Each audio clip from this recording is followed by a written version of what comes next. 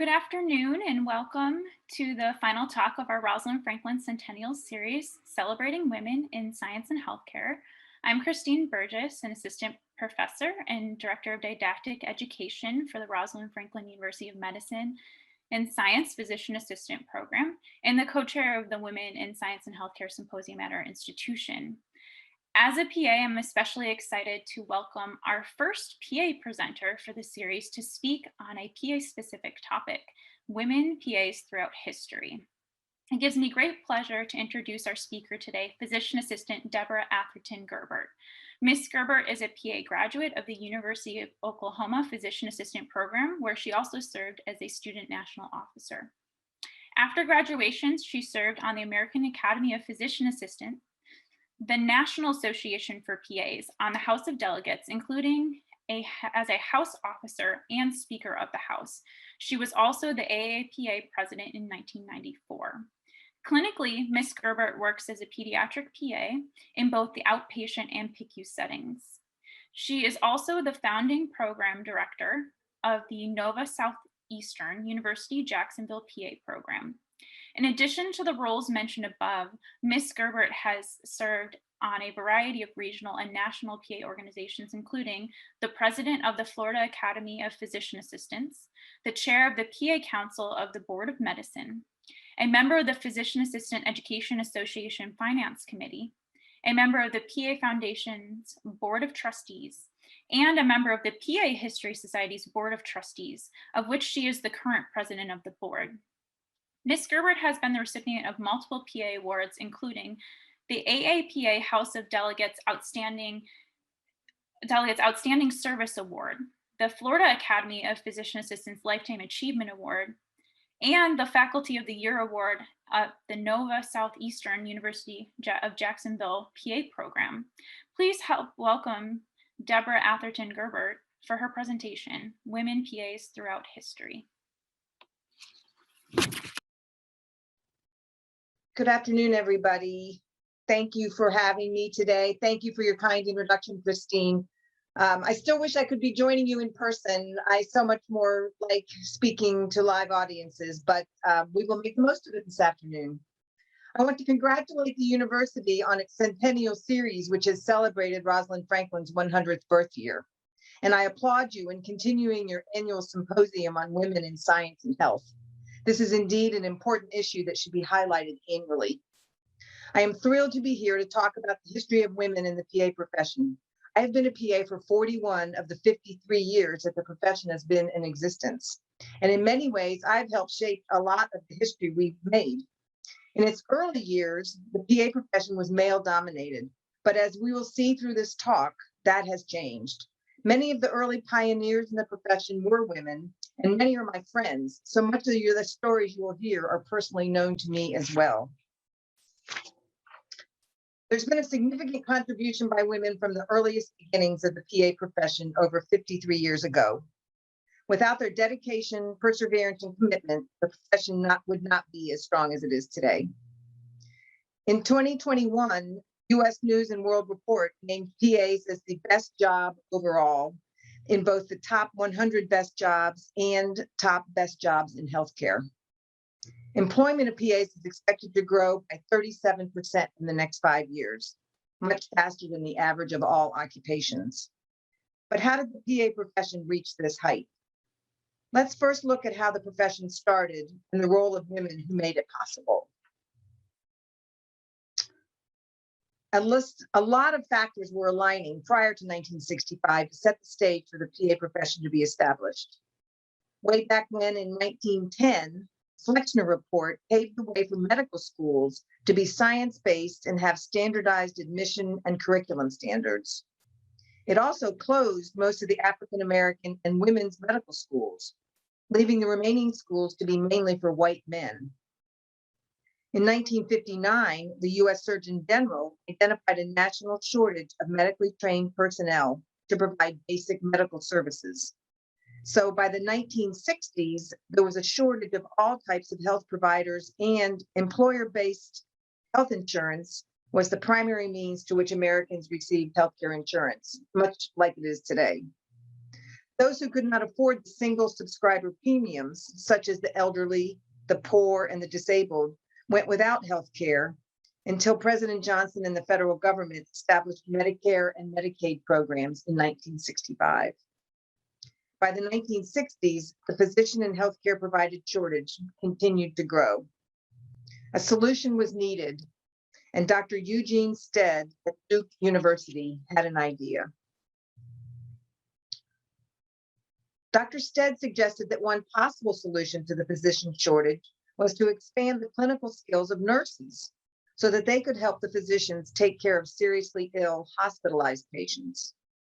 Nurse educator Thelma Ingalls and Dr. Stead developed a master's degree advanced clinical nursing program at Duke University in the late 1950s.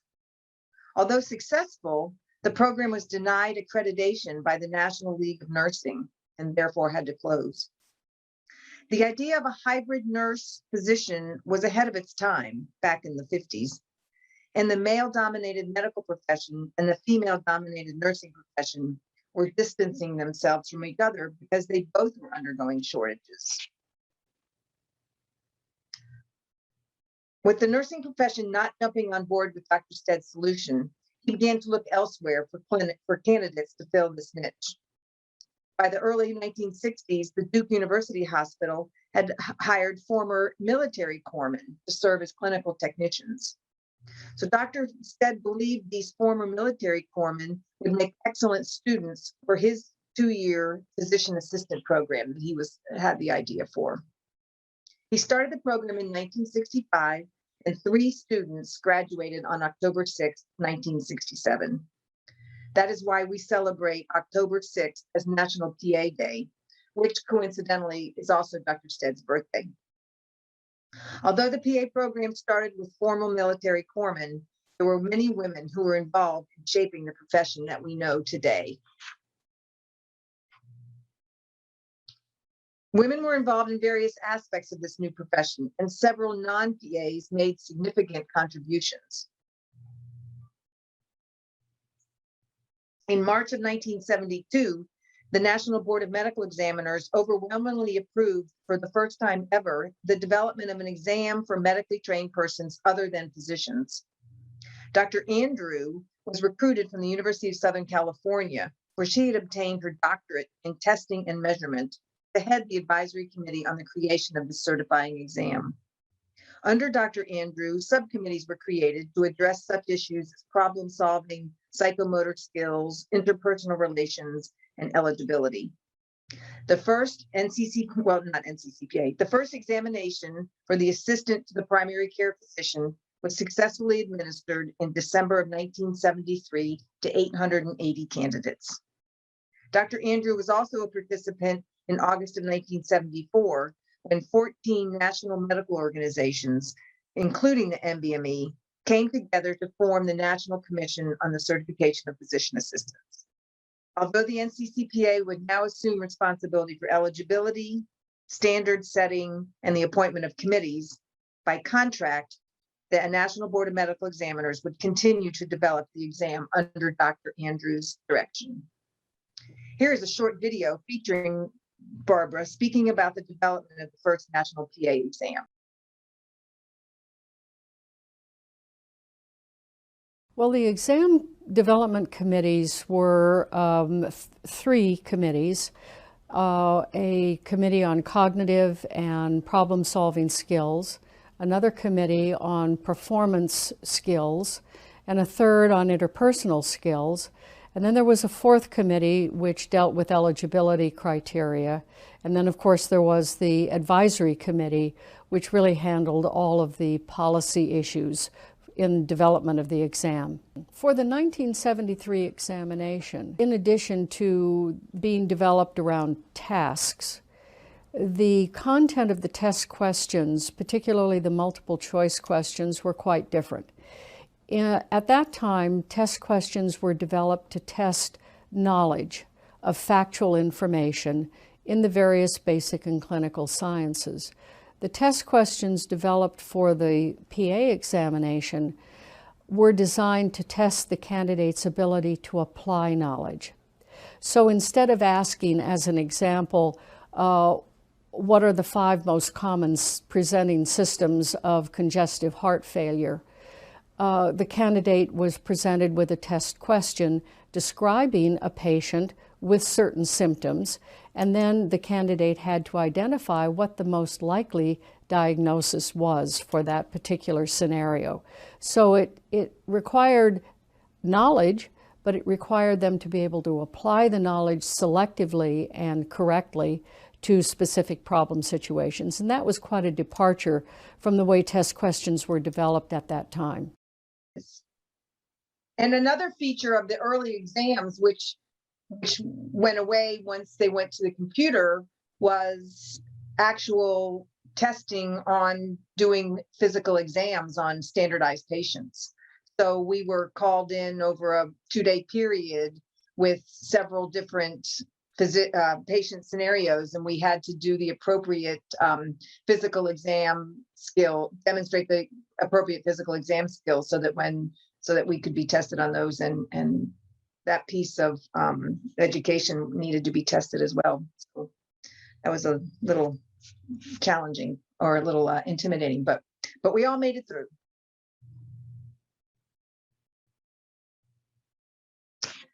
Suzanne Greenberg was the first woman and non-physician to help start and direct a PA program in the United States at Northeastern University in Boston. Ms. Greenberg helped organize PA programs into a Northeast consortium to address regional problems and work closely with the various states' medical societies to improve PA enabling legislation, starting in Massachusetts, of course, where she was working, but also with the other states in the region.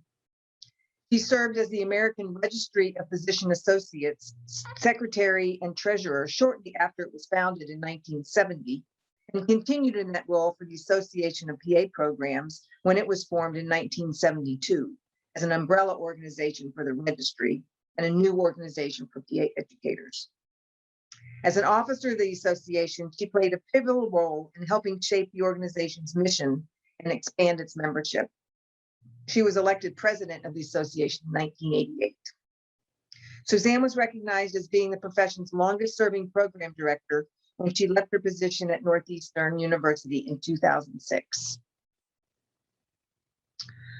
Dr. Margaret Kirkland is the first female physician to help develop and direct a PA program in the United States.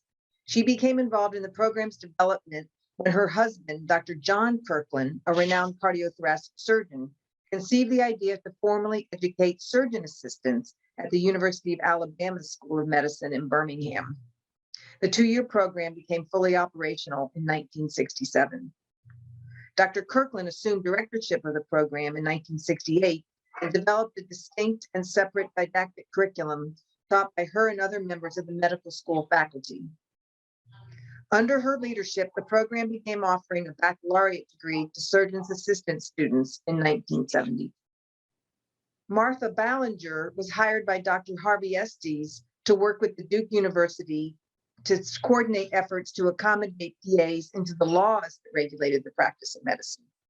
The profession was new at this time, and there were no existing laws for PAs to practice within the state of North Carolina, let alone anywhere else in the United States.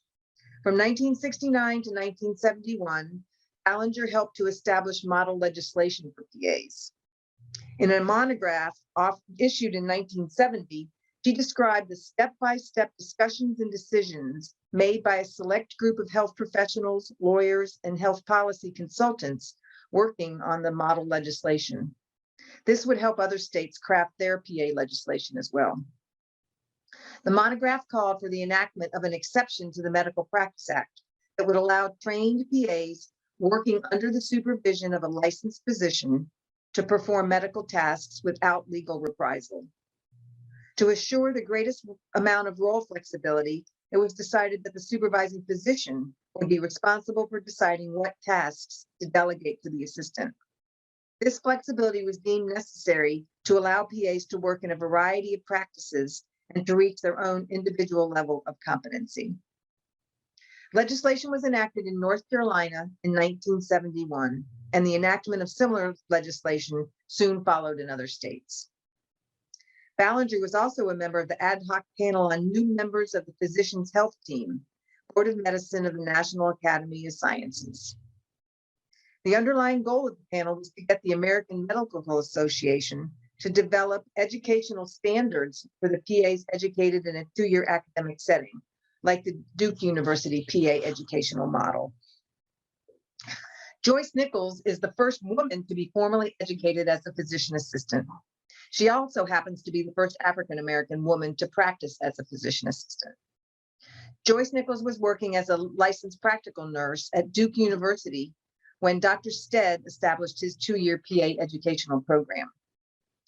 She learned about the program from a former Navy corpsman who worked with her in the cardiac unit.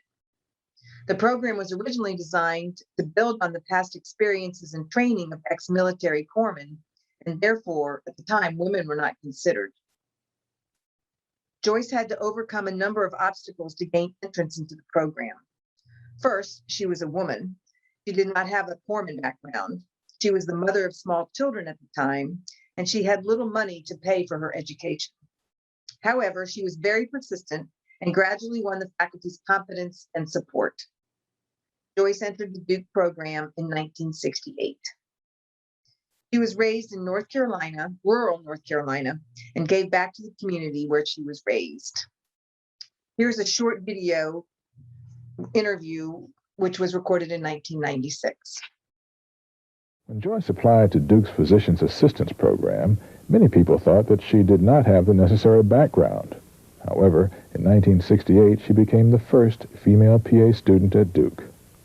And I remember when I was I guess I must have been about 22, 23, and I had one of my teachers to say to me, well, you got married, you have these children, and you will never do anything else but have a house full of kids.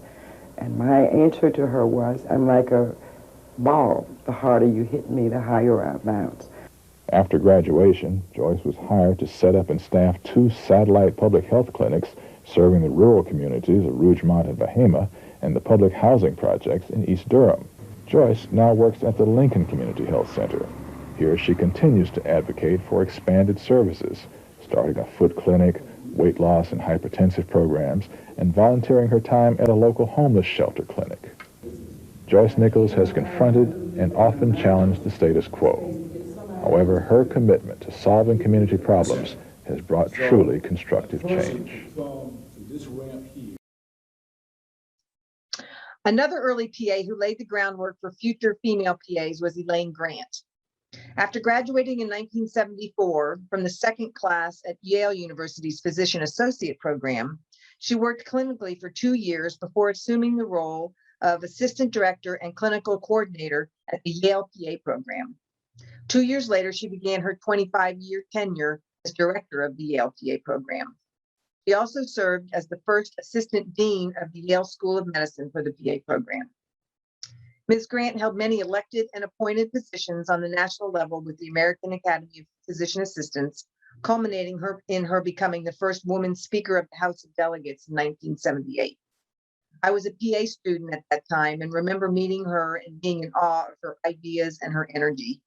She's one of the inspiring women I met through my career and let me know that I could also contribute to help shaping our profession's future. She worked with PA educators in consolidating PA program applications in the early days of the Central Application Service for PAs, known as CASPA. This was modeled after the central application process used by medical schools. And it's wildly popular with applicants, especially now that there are over 250 PA programs nationwide. Ms. Grant was a member of the NCCPA's Board of Directors for many years and served as its first female president in 2001. Well, Judith Phyllis, like Joyce Nichols, she had many obstacles in her path to become a PA. As more women joined the profession and the national PA organizations were established, women had more opportunities for leadership roles. After she graduated from PA school, she was actively involved on the board of directors of the Michigan Academy of PAs. And then she served as the first female president of the American Academy of Physician Assistants, having been elected in 1984. So I got a master's in IU. and got married and moved to Michigan and had kids, and I'm just going, oh gosh, I've got all these kids and I can't do what I really wanted to do. And the PA program opened at Western Michigan. And so I applied as in the first class at Western. 3 women, 29 males. And I thought, okay, that was good. But during the interview process, because I already had a master's degree in, incredible grades, so that couldn't be challenged. And so Dr. Birch, during the interview, Ms. Willis, you have 4 children. Do you really think you can complete this project and this program? Yes, I do. I absolutely do. All right. And about 10 minutes later, now are you sure?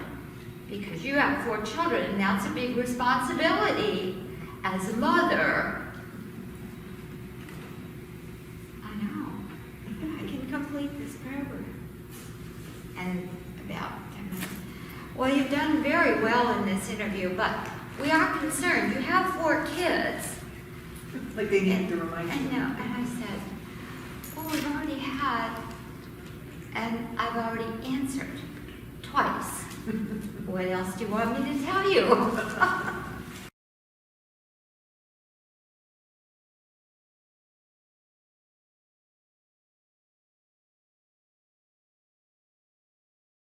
In her video, she speaks about how during her interview to get into the PA school, the male interviewer, which I believe was the program director at the time, kept asking her if she thought she could handle the workload because she had 4 small children at home, and could she really do it, and wanted to make sure that she realized what she was up for if she was going to get into this school. And she kept reassuring them in a very polite way, as is Judy's way, that yes, she could handle it. She's smart. She had no problem. And she was successful in getting into the program. Thank goodness times have changed for women applying to PA school today. After graduation, she went on and studied health policy and economics for PA school, which led to several positions within the federal government. And these served to raise awareness of the potential of the PA profession at a critical time in its history. In the late 1980s, Brenda Jasper and Peggy Valentine started something called Project Access as an outreach program that aimed to encourage high school students from underrepresented minority groups to consider the PA profession as a career. The Project Access was carried out usually in the host city for our national PA conference, so that there was a large number of PAs that could help go out into the community, go out and speak to the high school students and spread the word about the PA profession. Ms. Jasper is a former program director for the Howard University PA program and was instrumental in the formation of the African Heritage Caucus of the National PA Academy. She's done extensive research on the status of minorities in PA programs, African American contributions to the PA profession, and minority attrition and retention.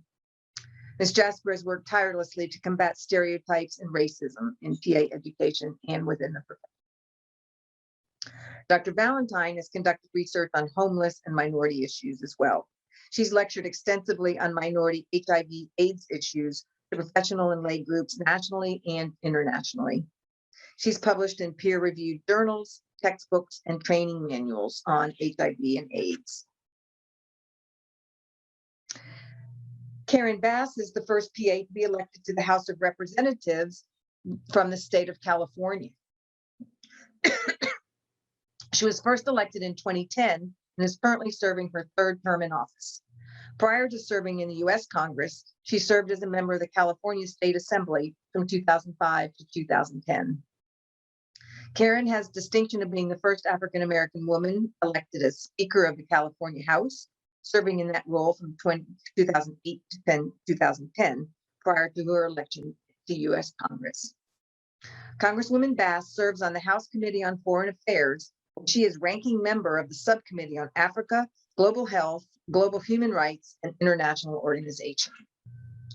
Major Sabota Monstere migrated from Sierra Leone 30 years ago. 6 months after migrating to the US, she joined the Army and started taking night classes. She qualified for PA school and graduated in 2005. She was the first female Army PA to serve on the White House Medical Unit. In the White House Medical Unit, she served as the tactical medical officer and then later as the director of operations.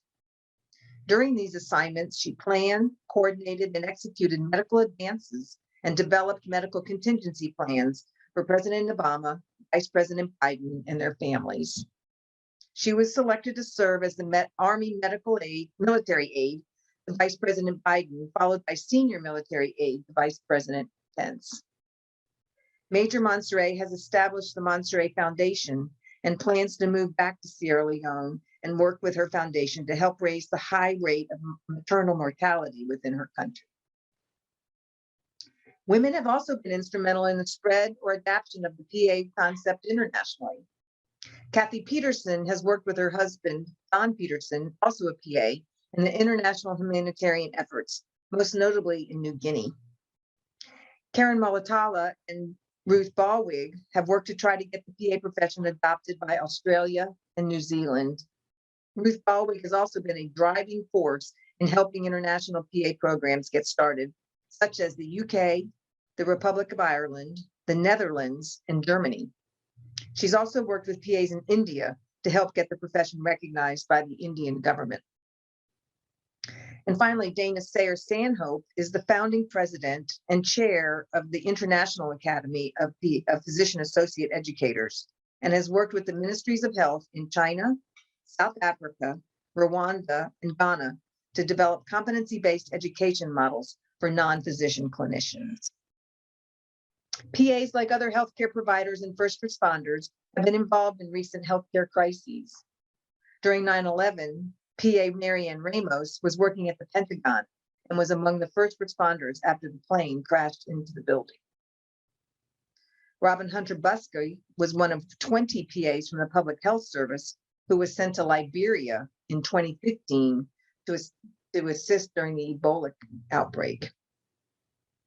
And during COVID pandemic from 2019, the role and responsibilities of PAs has expanded to provide greater care and flexibility as PAs and other healthcare providers help fight this crisis. I'm excited to share that after 53 years, the PA profession now has women in the roles of CEO of the 4 national PA organizations, and 3 of whom are PAs. Dawn Morton-Rios has her EDD and joined the National Commission on Certification of PAs as president and CEO on June 2nd, 2014. Sharon Luke has a doctorate in education as well and has served the PA community as executive director of the Accreditation Review Commission on the Education of the PA since 2016. Mary Jo Bondi has a doctorate in health education and became the first PA to serve as the CEO of PAEA, the Physician Assistant Education Association, in February of 2020. And finally, Lisa Gables is an association executive with extensive experience in healthcare and aging services. She was named Chief Executive Officer of the American Academy of PAs in September of 2020. As I mentioned earlier, I've been a PA for 41 years. I've been involved with the politics of the profession on the state and national level since my student days. I've held the office of president at the state and national level and was Speaker of the House of Delegates at the AAPA for 2 years. However, one of the most interesting positions I held was that of representing the PA profession in the American Medical Association's House of Delegates. I was usually the only PA in the room filled with hundreds of physicians. It could be challenging at times to advocate for our profession's position and role, but it was important to be present, and I was always respected. I've served on the regulatory arm of the profession on our state's medical board's council on PAs, and now serve on the discipline branch of that same body on the probable cause panel. I've held an interesting mix of positions, and each one has been rewarding. And all of this occurred while I worked full-time in hospital-based pediatric medicine. Each Each position that I've held in clinical practice, I was the first PA in that role. So every job I've held, there was no one there to show me the ropes. We created the ropes as we went along, I like to say. And each time we expanded roles and created roles that had never been considered. And each time we've been successful in showing the physicians and nurses and other staff how PAs can be utilized. The PA profession remains relatively small. In the early years, there were few women. So those of us who were involved in the state and national organizations all knew and supported one another. I literally have PA friends in every state of the union and still get excited when I meet a new PA. Because of my many years of involvement within the profession, it was a natural move to become involved with the PA History Society. I want to help ensure that our wonderful story continues to be told. The future for PAs is very bright. Of the nearly 140,000 PAs in practice, as you see, 69% are females today or in 2019, and 31% are men. Surveys have shown that PAs are very optimistic about continuing to provide care for their patients and because of the resilience and adaptability of the PA profession. And 93% of PAs agree that the advantage of the profession is the flexibility that we have to change positions and to change specialties wherever there is a need for patients. I think the flexibility has allowed particularly women to succeed in the profession because there's so many roles that we have in life. We're mothers, we're wives, we're practitioners, and we can use the PA profession or work with the PA profession and fill all the different needs that we have. We can still contribute to medicine and have our own needs met. As they say, it takes a village, and within the PA profession, it's been a village of female PAs that have made the profession as fulfilling a career as anyone can ask to be a part of. With the increasing number of women graduates each year, I expect our success to be even bigger and more outstanding in the future. For more information about the PA profession and our history, please check out the PA History website.